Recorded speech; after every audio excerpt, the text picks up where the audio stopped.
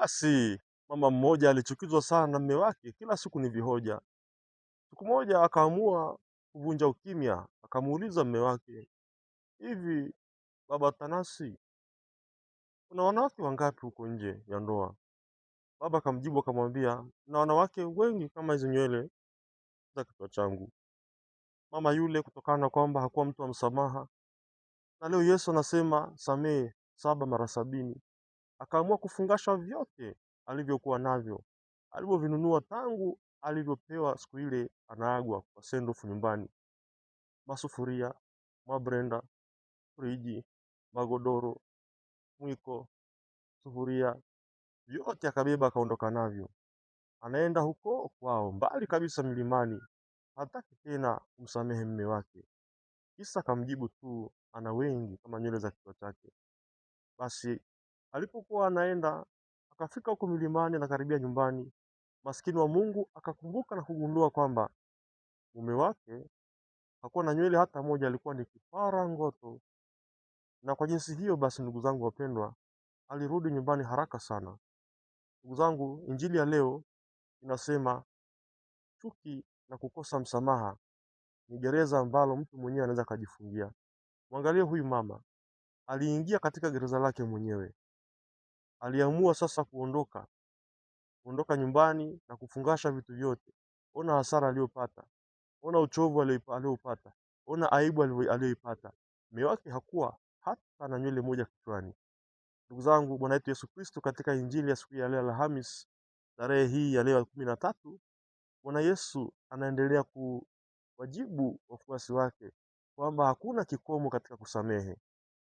Inaweza ikawa ni maisha ya familia, vile ambavyo mtu na mke wake wanaishi.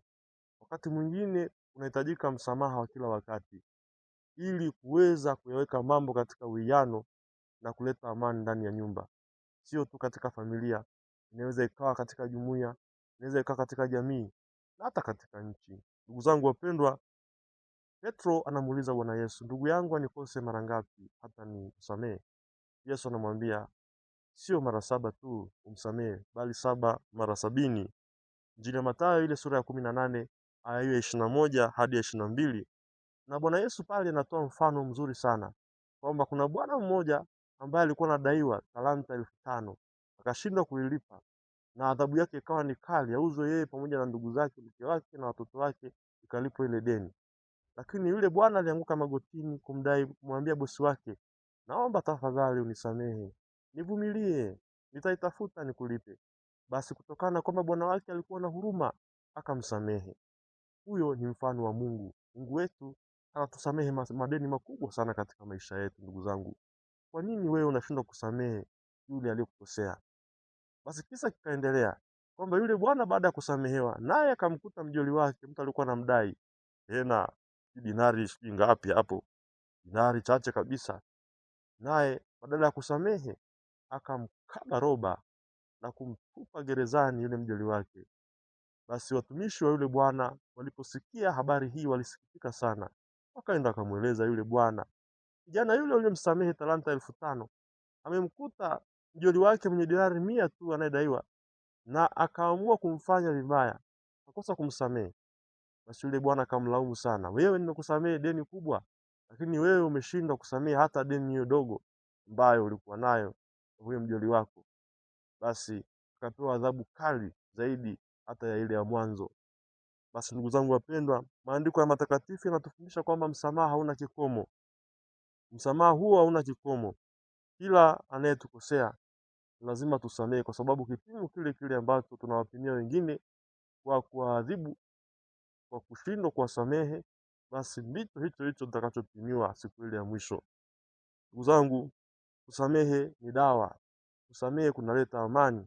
Kusamehe kunaleta furaha. Kusamehe kunatuondoa katika gereza.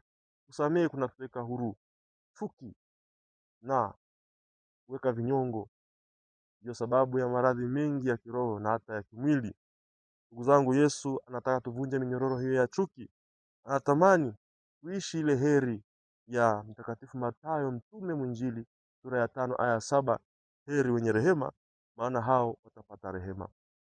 Hiyo ndio tafakari ya tarehe ya siku hii ya leo 13 mwezi wa 8 siku ya Alhamis. Na ninaomba usiache kusubscribe, like na kushare katika Habari Njema Channel ili uendelee kuwa wa kwanza kupokea habari njema. Nawe pia kwa kushare habari hii kwa wengine kupitia magrupu ya WhatsApp, magrupu ya Instagram, kupitia mitandao mingine ya kijamii kama unavyoifahamu wewe, basi habari ya msamaha itawafikia wengine na dunia itakuwa ni dunia yenye amani sana, ni dunia yenye haki sana. Maana kuna wengine ambao wanazungumza amani bila haki. Haki na amani vinaendana ndugu zangu. Tunapotendeana haki tunapunguza mizigo. Ndugu zangu, leo hii tunapaswa kutohesabu kwamba tumewasamehe wengine mara ngapi, bali tuhesabu mara ngapi Mungu ametusamehe makosa yetu. Na tunasali katika ile sala, Baba yetu, utusamehe makosa yetu kama na sisi tunavyowasamehe wale waliotukosea. Ndugu zangu, huwezi samehewa kama na wewe usamehe. Sasa tunaendelea kuboresha vipindi vyetu vya Habari Njema Channel. Leo hii tunagubikwa na uhitaji mkubwa sana. Video zetu ziendelee kuwa na ubora zaidi. Tunahitaji kupata kamera kubwa yenye uwezo ambayo inagharimu kiasi cha shilingi milioni 4,700,000. Naomba wewe unayenisikiliza uwe na huruma, uwe na huruma. Kama unapendezwa na habari hii njema, tuhurumie. Hurumia habari hii njema ya Kristo. Ni shilingi milioni 4,700,000. Pengine wewe unaweza kuwa ni mmoja kati ya wale ambao ukikasirika tu unaweza ukatoa hiyo. Hebu naomba ufanye hivyo. Pengine una shilingi 1,000 unaweza kufanya hivyo. Usiache kufanya hivyo. Hakuna kidogo ambacho Mungu hakipokei. Kutoa ni moyo, sio utajiri, ndugu zangu. Ili kuchangia, unaweza ukaweka fedha yako au mchango wako kwenye akaunti ya NMB namba 403101708888. Narudia, NMB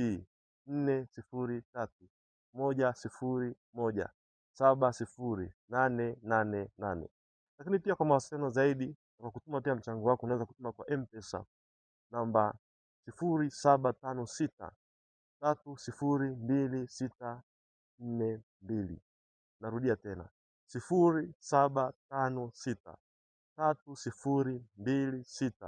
0756302642. Nikutakie wakati mwema na siku njema. Akubariki Mungu Mwenyezi, Baba na Mwana na Roho Mtakatifu. Amina.